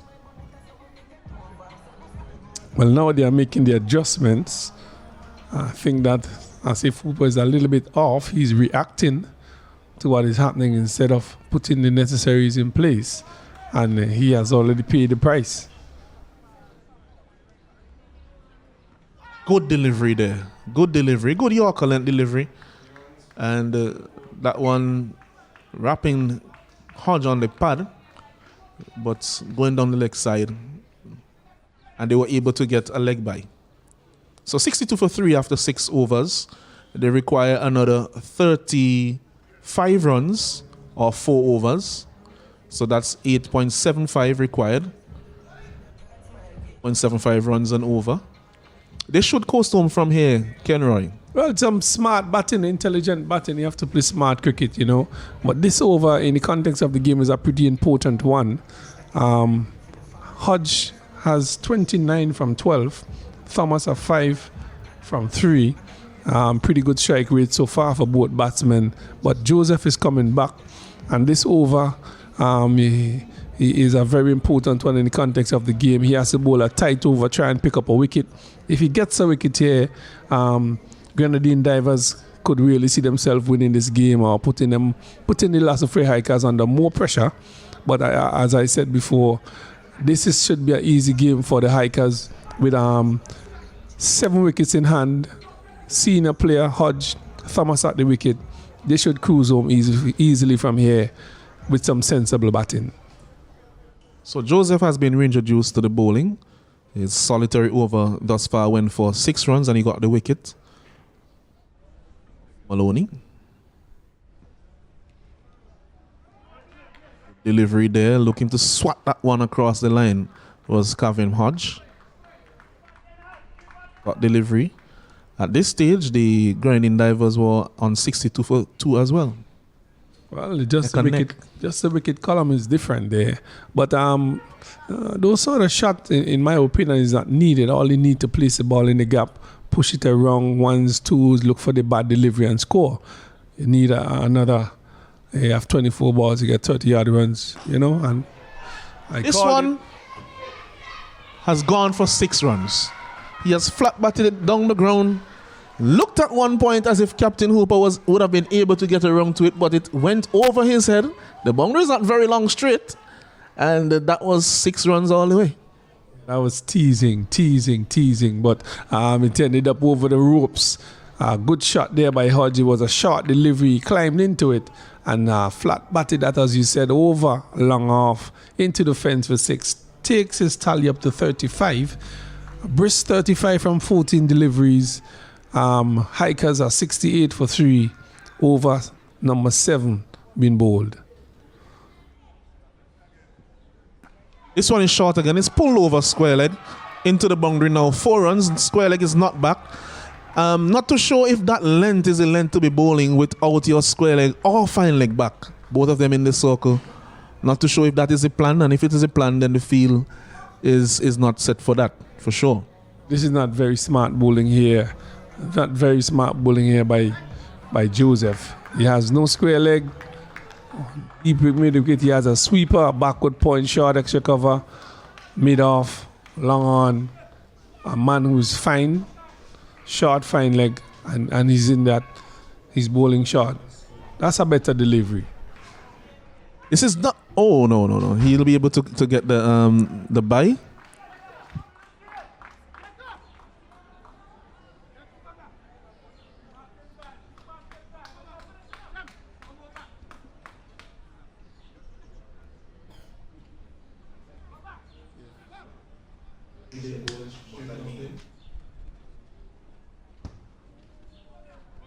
Well, that's true. We're looking at the field here, and we're seeing that there's a few changes as Thomas comes into strike. 3 fielders out deep on the leg side, deep square leg, deep mid wicket, long on, sweeper cover, and a 3rd man. And he's called through for the bye while Joseph was appealing. It was Kevin Hodge calling Thomas through for the bye, so they're getting the runs here. So leg bye called. Yeah, as I said, just some smart batting will get you home here. You know, take your singles. You had 2 boundaries already in the over. That brings the rate right down to you need another 23 runs from 19 deliveries. This shouldn't be hard for the strikers, for the Hikers really. It is up to them if they lose the game from here on in.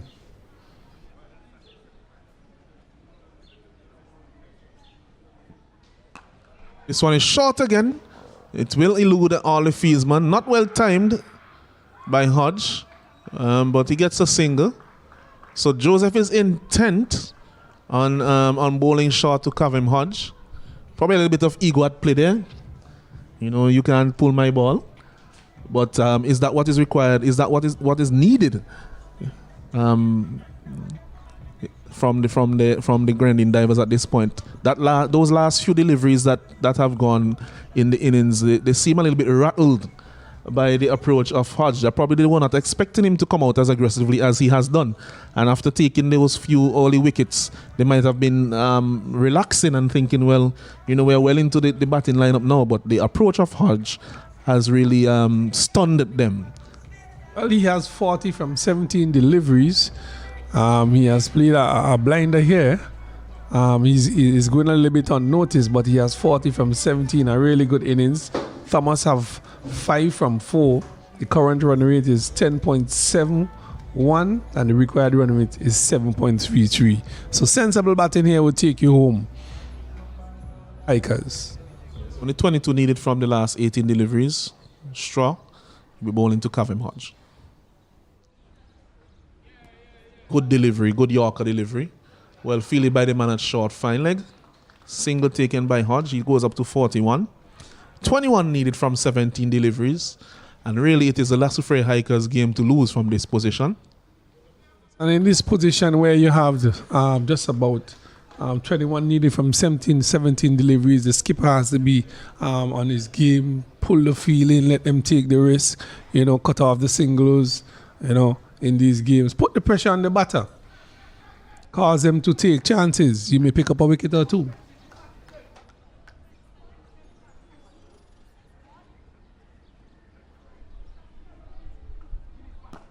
This one is hit flat by Thomas. That shot that he likes to tuck the ball through the mid-wicket and long on area of the field. So he gets a single, brings Hodge back into strike. 2 singles so far of the over. And that's all they need at this point, and probably a boundary somewhere along the line, and they will be home. I think Asif Hooper needs to be more creative here. This one swatted to the man at square leg, who wasn't there in that last over for that very same shot, bafflingly to most of us here. And so a single is taken on this occasion as opposed to a boundary.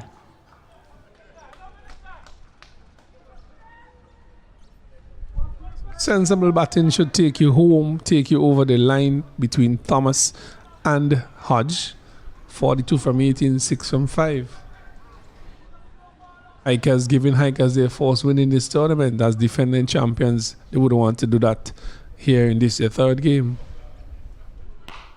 This one is hit flat. It's a full delivery. Hit flat down the ground. Didn't make good contact. That sound of the bat sound as if it came off down at the toe end of the bat. So it moves on to now 79 for 3. This is where you need a bowler to come in and bowl some dot deliveries for you. In this, I think he got away with that one. Really, a full toss outside the house stump. It seems to me a little bit above the waist. My opinion, just outside the house stump. But I think it seems like he got away with that one. It's 79 for 3. Good length again, but swatted through mid-wicket. That's a very good shot by Hodge. That was by no means a poor delivery. Just off the Yorker length. Just off probably a foot short of it, as you can see there in the replay. And he was able to go very low and open himself out. And he was able to strike that to the boundary and bring up his... He's on 46. I was about to say he's 50, but he's still 4 shy. A really nice innings here by Hodge. A nice little cameo needed by the Hikers, and he has given them that. And he's dropped. This one came back to Straw straight. He's showing his disappointment. Had the opportunity to take that cotton ball, but it was hit back firmly. Nevertheless, you know, it's an opportunity, and he's showing his disappointment there. As we see, it was struck quite firmly back to him. That's the end of the 8th over, so they only require another 13 runs off 12 deliveries, the Soufriere Hikers, in order to win this game. Hodge is on 47. Very good performance by him in this game so far. Ball has been tossed to Denton Hoyt. He would be bowling his first over in this game. Need another 13 runs from 12 deliveries. Hodge is on 47 from 21. Thomas 7 from 6. He doesn't need to do much here, just support Hodge. Current run rate is 10.50 and the required run rate is 6.50. So an easy game here on hand for hikers. Once Hodge stays at the crease, this game would be over in a few more deliveries.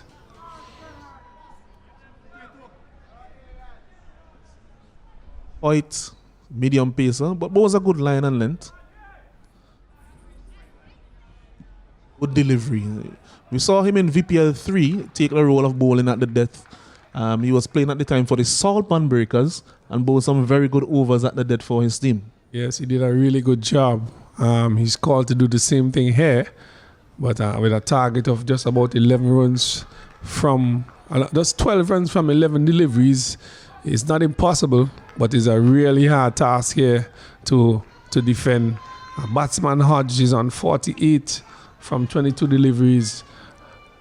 He's in some good nick. He has not scored heavily so far in the tournament, and this would be very good for him and his team. Propelling his team for the first win. This is their third match. They are defending champions, and they would want to win this game and win it handsomely with wickets in hand as well.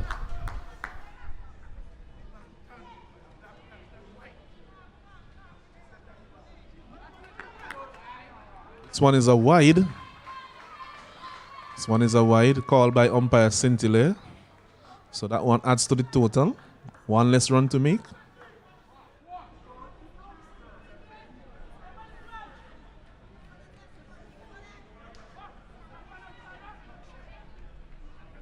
Eleven runs needed of 11 deliveries.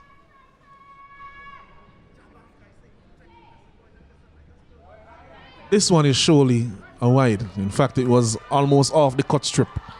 So 10 runs needed off 11 deliveries. Hoyt under some pressure here, trying to keep it away from the arc of Thomas, who most likely will be trying to finish in this over. Don't want to leave it down to the last over if there's a possibility to finish it before.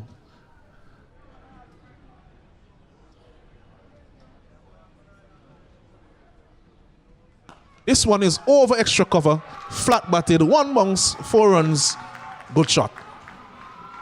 Yes, that one was in Thomas's half, just like a slow delivery inside of just outside the off stump. And Thomas, who has a good range of shots, he has come into this VPL. He has played some real little cameos for his teams, and he is doing that now. He's gone to 11 from 7, smashed that one over cover in this vacant area there, runs into the fence for 4. They need another 6 runs from 10 delivery. They should get home and get home safely.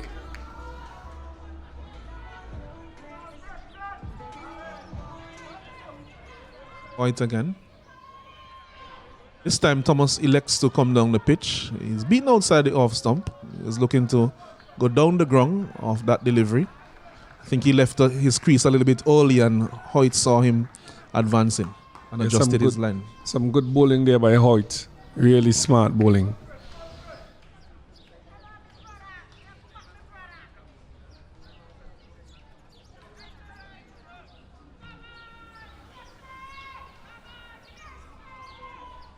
This one is beaten outside the off stump. Good. And he could have been run out because he had advanced.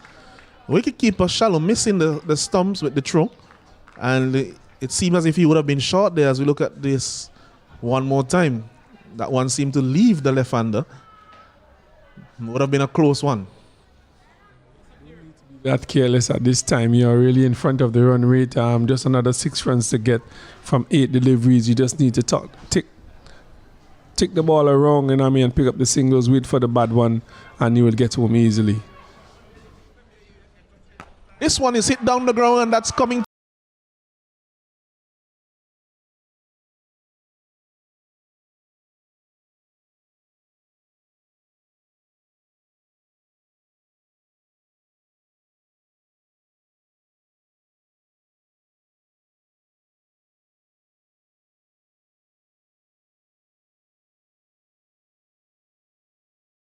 points on the board. Congratulations to Hikers. Hard luck to Divers, but they didn't seem like they played a proper game this morning. None of the batters got off, and Hikers have made easy work of this 97.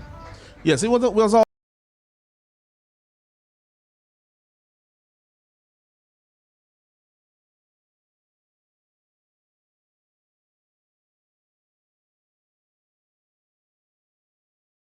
points on the board. Congratulations to Hikers. Hard luck to Divers, but they didn't seem like they played a proper game this morning. None of the batters got off, and Hikers have made easy work of this 97. yes, it was all pursuit of that target of 97, and so they are now on the board, so to speak. They have come off the mark. They are having lost their first 2 games. They have won game number 3, and you can see the smiles now coming back to some of the faces of the players on the defending champions team. Congratulations to the Hikers. Your first win in this 4th edition of VPL, and coming up in the next game is a ding-dong battle between Botanical Gardens and Salt Pan Breakers, the 2 leading teams on the board with points. They have not lost a game. That is the game scheduled for next. And just a review of the game that went. Grenadine Divers took to the crease Shem Brown. He got 29 from 12. Abraham 15 from 10. Kato 14 from 9. And Asif Hooper 7 from 5. Bowling for Hikers, Williams, he picked up 4 for 7. An excellent spell from him. Hodge, 1 for 8. Bibi, an excellent spell from him as well. He had 1 for 26. Lewis, none for 26. Batting for Soufriere Hikers. Hodge, a magical 48 from 22. Thomas, 17 not out. A really good finish to the game. Douglas got 9 from 9. Pope, 7 from 4. And bowling for Grenadine Divers, Asif Hooper, 2 for 16. Joseph, 1 for 17. Abraham got 1 over. He got 7 runs came out of it. And Hoyt, none for 13. The Soufriere Hikers won by 7 wickets. Their first win in the VPL 4.0. And they should be happy at this stage. This time we'll take a short break, and when we come back, we'll have some action for you, and we'll build up game number